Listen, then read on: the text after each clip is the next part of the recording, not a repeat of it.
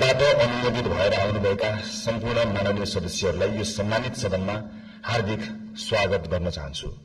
यो संसद राष्ट्र निर्माणका शहीदहरूदेखि जेएनजी शहीदसम्मका बलिदानको सन्तान हो। म ती सम्पूर्ण शहीदहरूप्रति शिर झुकाएर श्रद्धापूर्वक श्रद्धाञ्जली अर्पण गर्दछु।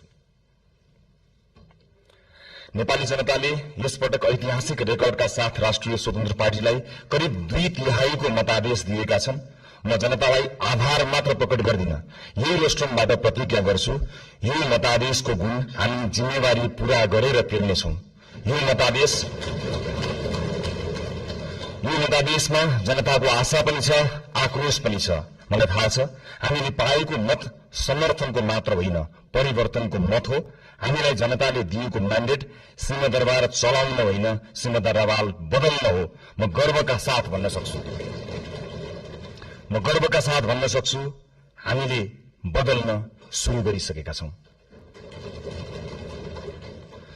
सभाध्यक्ष महोदय, सत्तारूढ दलको सभापतिका रूपमा अब हामीले बोलेर मात्र पुग्दैन। मैले मात्र होइन, रासोपाका हरेक माननीयले कामबाटै आफूलाई, पार्टीलाई र सरकारलाई प्रमाणित गर्नुपर्छ। अब हामी राम्ररी बोल्नुभन्दा पनि हाम्रा कामहरू र सरकारका कामहरू आफै अत्यन्त राम्रोसँग बोल्नेछन् र ती बोल्न सुरु गरिसकेका कुरा फेरि पनि म निवेदन गर्न चाहन्छु। सभाध्यक्ष महोदय, हामीलाई हनीमुन पिरियडको सुविधा पनि चाहिँदैन। हामी दिन गनेर होइन, सेकेन्ड गनेर काम गर्न चाहन्छौं र गर्न सुरु गरिसकेका छौं। तपाईहरूले सरकारको रफ्तार देखिरहनु भएको छ। अब कर्मचारी तन्त्र सहित सिंगो देशले यो रफ्तारसँग गति मिलाउनुको विकल्प छैन। हामी आफ्ना मात्र होइन, जायज छन् भने विपक्षी दलका चुनावी प्रतिबद्धताको पनि स्वामित्व लिन तयार भएर आएका छौं र यसको सार्वजनिक घोषणा हामीले गरिसकेका छौं। सभाध्यक्ष महोदय, सरकारका प्राथमिकता, योजना र दिशा सविस्तार सम्माननीय प्रधानमन्त्री ज्यूबाटै आवश्यक परे बोलेर र आवश्यक नपर्दा नबोलेरै कामबाट प्रस्तुत हुने कुरा पनि म सम्मानित सदनलाई जानकारी गराउनेछु। र म आज केवल केही राजनीतिक विषयमा प्रवेश गर्न चाहन्छु। सभाध्यक्ष महोदय, यो सम्मानित संसदमा यसअघि पनि पटक पटक एकल बहुमतका सरकार नबनेका होइनन्, तर ती सरकारहरू इतिहासका अंक बने, इतिहास बदलिने औजार बन्न सकेनन्। किन सकेनन्? दृष्टिकोणमा समस्या थियो कि प्राथमिकतामा, पारदर्शिता र जवाफदेहितामा कमजोरी थियो कि कार्यान्वयनमा? किन अवसरहरूलाई परिणाममा बदल्न सकिएन? हामी इतिहासबाट सिक्न लाज मान्ने छैनौं। जनताले अहिले हामीलाई दिएको विशाल बहुमतको इतिहास यो पनि फेरि गुमेको अवसर भनेर लेखियो भने हामी कलंकित हुनेछौं। हामीलाई त्यो मन्जुर छैन। रासोपाका साथीहरूलाई म सम्झाउँछु, हामी यहाँ प्रश्न सोधेर आएका हौं। अहिले बस्ने ठाउँ फेरि होला, तर आज पनि ती प्रश्नहरूप्रति हाम्रो नैतिक जिम्मेवारी उस्तै छ। अब साबित गर्नु छ कि हामीलाई केवल प्रश्न सोध्न मात्र आउँदैन, उत्तर दिन पनि आउँछ। समस्या देखाउन मात्र होइन, समाधान खोज्न पनि आउँछ। प्रतिपक्ष दलहरूलाई मेरो विनम्र आग्रह छ, हामीमाथि 24 घण्टा निगरानी गरिदिनु होला। शासनमा तपाईहरूको लामो अनुभव छ, हाम्रा कमजोरी उजागर गरिदिनु होला, गल्ती देखाइदिनु होला। यदि हामीले बाटो बिरायौं भने सच्याइदिनु होला। यदि हामी जनताबाट टाढा हुन खोज्यौं भने हामीलाई जनताको आवाज सम्झाइदिनु होला। हामीबाट अहंकार नबढोस्, हामीमा कुनै अहंकार नछाओस्, हाम्रा निर्णयहरू एकतर्फ नहुन्।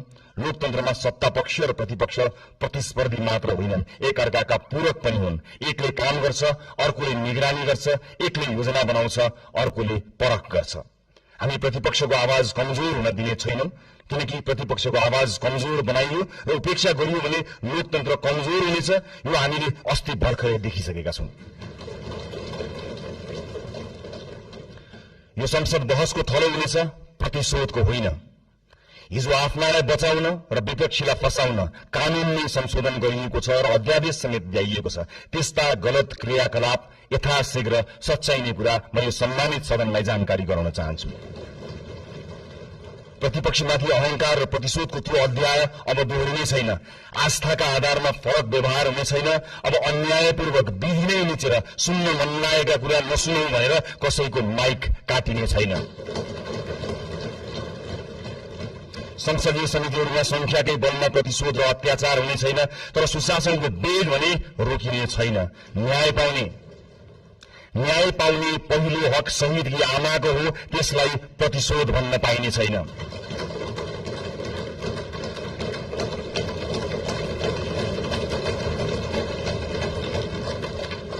यो सरकार जेएनजी विद्रोहको पनि सन्तान हो। हिजो संविधान र कानूनको आवरणमा नेता र पार्टीका सिफारिसबाट नियुक्ति लिएकाहरूले स्वैच्छिक रूपमा राजीनामा दिँदै विधिको पालना गर्नमा सहयोग गरिदिनु हुन म अपील गर्न चाहन्छु। सरकार नयाँ नीति, कानून, मापदण्ड र मान्यताका आधारमा स्वच्छ र प्रतिस्पर्धात्मक नियुक्ति प्रक्रिया लागू गर्न चाहन्छ।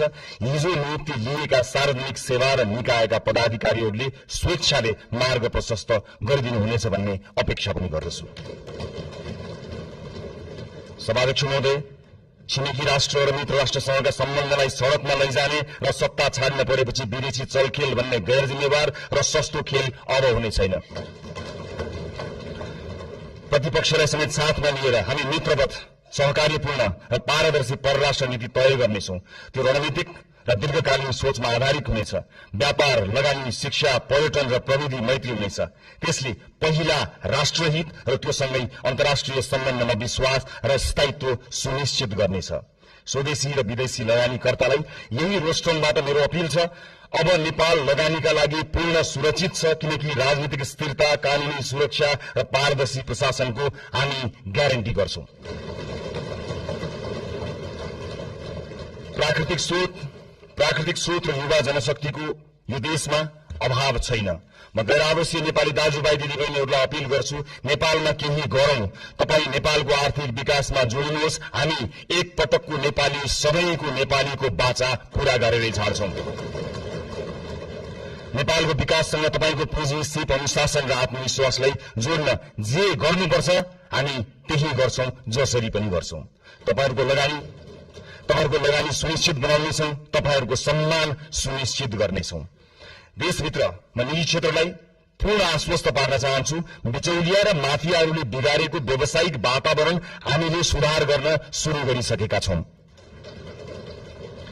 नीतिहरू अब बजारमा बेचिने छैनन्, निर्णयहरू कसैको दबावमा बन्ने छैनन्। व्यावसायिक क्षेत्रमा तपाईहरुले अनुभव गरेको असुरक्षा, अनिश्चितता र दबाव सधैँका लागि समाप्त हुनेछ।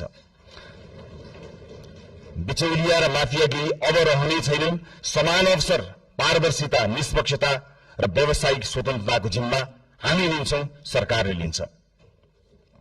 म एउटा प्रसंग यहाँ प्रस्तुत गर्न चाहन्छु। सभामुख महोदय, मेरा मित्र माननीय खगेन्द्र सुनवार निर्वाचित भएर यहाँ आउनुभएको छ।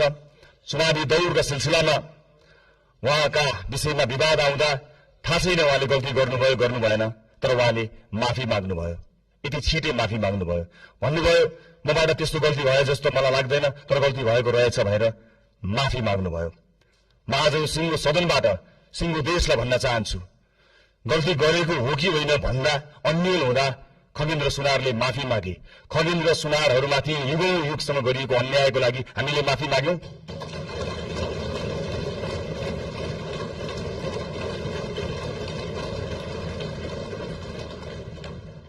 यो देशको दलित समुदायलाई मैले आज सार्वजनिक क्षमा याचनाका साथ केही भन्नु छ। यो सरकार शताब्दीदेखिको विभेदको, अन्यायको, अत्याचारको इतिहाससँग पहिलो पटक सामूहिक र सार्वजनिक माफी माग्दैछ, त्यो पनि यो सदनबाट।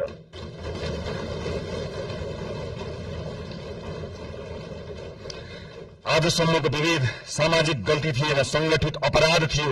यो देश किन बनेन थाहा छ? किनकि जसका हातमा सिप थियो तिनलाई हामीले अछुत मान्यौं।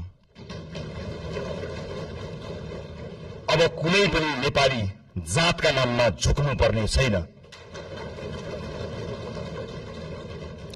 म सिङ्गो पार्टी, सम्माननीय प्रधानमन्त्रीज्यू, सरकारको तर्फबाट पनि माफी माग्छौं र यो माफीको मूल्य अब न्यायले गर्नेछ भन्ने कुरा पनि सुनिश्चित गर्न चाहन्छु। यो विषयबाट मैले आमा र दिदीबहिनीहरूलाई पनि केही भन्नु छ। यो देशमा तपाईहरुले सबैभन्दा धेरै जिम्मेवारी बोकेर पनि सबैभन्दा कम अवसर पाउनुभयो। घर सम्हाल्नुभयो, परिवार बचाउनुभयो, समाज चलाउनुभयो, तर त्यसलाई काम मानिएन। महिलालाई अवसर अब अनुग्रह होइन, अधिकार हुनेछ। हामी सुनिश्चित गर्नेछौं शिक्षा र रोजगारीमा बराबर पहुँच, राज्यका हरेक तहमा अर्थपूर्ण प्रतिनिधित्व, कर्मस्थल र समाजमा सुरक्षा र सम्मान, अनि महिला विरुद्धका हिंसामा शून्य सहनशीलता। कुनै छोरीले अब आफ्नो सपना सानो बनाउनु पर्ने छैन। अबको यात्रा केवल समानताको होइन, सशक्तिकरणको हुनेछ। सँगसँगै ज्येष्ठ नागरिकहरूको आर्थिक सुरक्षा, सामाजिक कल्याण र आत्मसम्मान पनि हाम्रो कर्तव्य हुनेछ। आजको संसदको जनादेशका वास्तविक रचयिता हुनुहुन्छ वैदेशिक रोजगारमा रहेका नेपाली दाजुभाइ दिदीबहिनीहरू। यो देशमा आजसम्म सधैँ तपाईहरूले पठाएको रेमिटेन्सको कुरा भयो, तर आज म पैसाको होइन, तपाईहरूले तिर्नु भएको व्यक्तिगत मूल्यको कुरा गर्छु। परिवारबाट अलगिनु भयो, आमा बुवाको साथ गुमाउनु भयो, कलिला छोराछोरीको बाल्यकाल गुमाउनु भयो, चाडपर्वको रमाइलो, परिवारको माया, आफ्नो गाउँघरको न्यानोपन गुमाउनु भयो। कतिले आमा बाबुको मृत्युमा काँध थाप्न पाउनु भएन, कतिले सन्तानको पहिलो पाइला देख्न पाउनु भएन। आज म यहीँबाट क्षमा याचनाका साथ स्वीकार गर्छु, यो देशले तपाईहरूको त्यागको उचित सम्मान गरेन। अब तपाईहरूको पीडा केवल कथा बन्ने छैन, नीति बन्नेछ, राज्यको प्राथमिकता बन्नेछ।